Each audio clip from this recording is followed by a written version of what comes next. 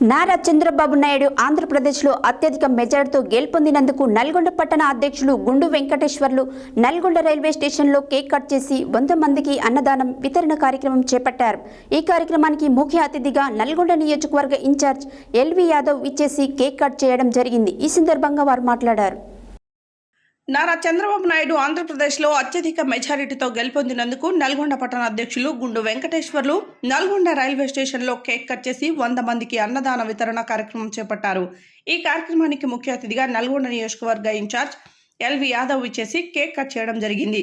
ఈ సందర్భంగా వారు మాట్లాడుతూ టీడీపీ రథసారథి నారా చంద్రబాబు నాయుడు జనసేన బీజేపీ కూటమి కృషితో అధికారం చేపట్టి ఆంధ్రప్రదేశ్లో ఉన్న జగన్ నియంత పాలనను అంతమొందించడం జరిగిందన్నారు.